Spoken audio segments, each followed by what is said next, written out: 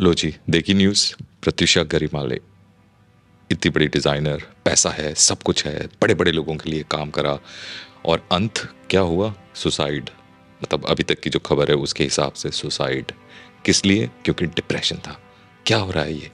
सब लोग डिप्रेस्ड हैं। जिसके पास पैसे हैं वो भी डिप्रेस्ड है, जिसके पास नाम है वो भी डिप्रेस्ड है, जिसके पास फेम है वो भी डिप्रेस्ड है, जिसके पास नहीं है ये सब वो भी डिप्रेस्ड है। और लोग इतने ज़्यादा डिप्रेस्ड हैं कि वो अपनी ज़िंदगी को ख़त्म कर लेते हैं, अपनी ज़िंदगी का एंड कर देते हैं। असली कहानी क्या है, क्या हुआ क्या नहीं हुआ, वो तो अभी तफ्तीश में जब जाएगी पुलिस और सारा कुछ पता चलेगा तब पता चलेगा। लेकिन जो मूल कारण है कि एक इंसान की ज़िंदगी ख़त्म हो गई। कल रात को खबर आई कि भाई जस्टिन बीबर के एक साइड पे फेस पे पैरालिसिस हो गया है। उसके पास तो इतना पैसा है, इतना अच्छा लाइफस्टाइल है, सब कुछ है।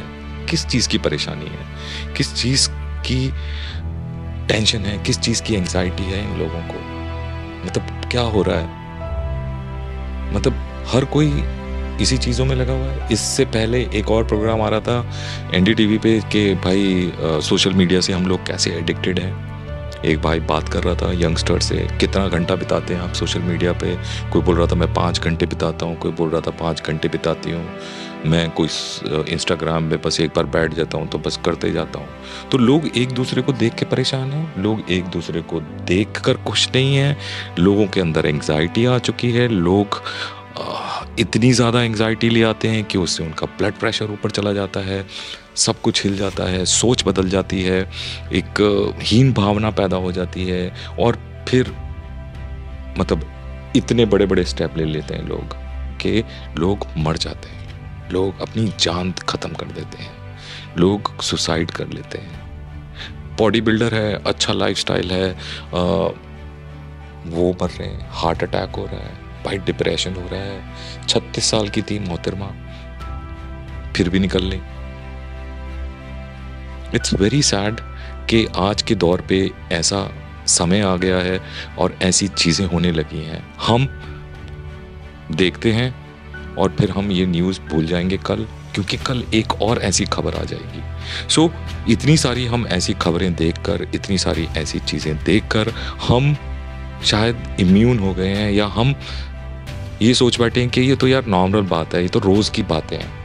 अब हमें झटका भी नहीं लगता है, क्योंकि ऐसी चीज़ें हर रोज़ हो रही हैं। लोग लोगों को मार रहे हैं, लोग खुद मर रहे हैं, लोग परेशानी में हैं, लोग डिप्रेशन में हैं, लोग जी ही नहीं रहे हैं, बाहर ही नहीं निकल रहे हैं, कमरों में बैठे हुए हैं, 4 जने एक साथ बैठे हैं लेकिन सब अपनी अपनी दुनिया में खोए हुए हैं।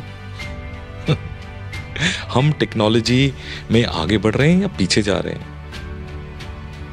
और इसका निर्णय हमें खुद करना पड़ेगा कि हमें क्या करना है।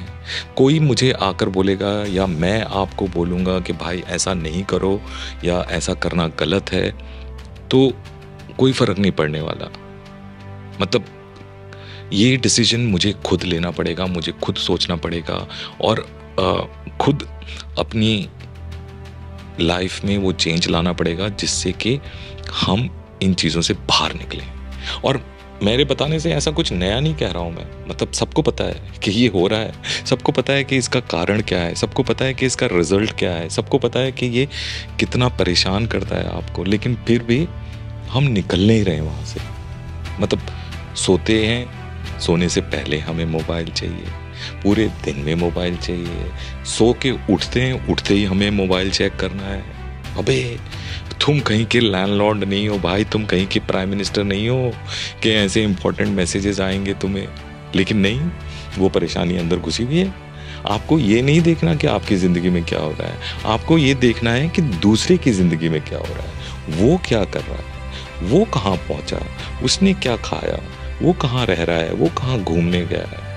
यही हैं वो परेशानियाँ जो आपको आगे नहीं बढ़ने देती हैं, आपको ग्रो नहीं करने देती हैं, और आप उसी जाल में फंसते जाते हो, फंसते जाते हो, फंसते जाते हो। भगवान ने क्या चीज़ बनाई है मोबाइल, और भगवान ने क्या चीज़ बनाई है इंटरनेट, ये मेरे ख्याल इस सदी का सबसे बड़ा मतलब एक ब्लंडर कह लो। बना यूज़ करने के लिए था, लेकिन उसका इतना बड़ा मिसयूज़ हो रहा है। यूज़ ये उनके लिए हो रहा है जो ये कंपनियां ये चला रही हैं, सोशल मीडिया की वेबसाइट्स या अकाउंट्स या एप्स, फ़ायदा उनका हो रहा है। उन्होंने आपको एक नशा दे दिया है जिस नशे में आप अटके हुए हो, फंसे हुए हो, और उस नशे का इंजेक्शन आप अपनी रगों में रोज डाल रहे हो, और वो लत इतनी खराब है कि उसके परिणाम कुछ इस तरह से हो रहे हैं आज के टाइम पर। छोटा सा ये वीडियो था, मैंने सोचा कि शेयर कर लूं, बता दूं, और बहुत बहुत खेद है कि एक और टैलेंटेड यंग डिज़ाइनर हमारी ज़िंदगी से निकल गया, और उसका जो रीज़न है वो बहुत बुरा है। कोई नेचुरल डेथ नहीं है, कोई नेचुरल चीज़ नहीं हुई है।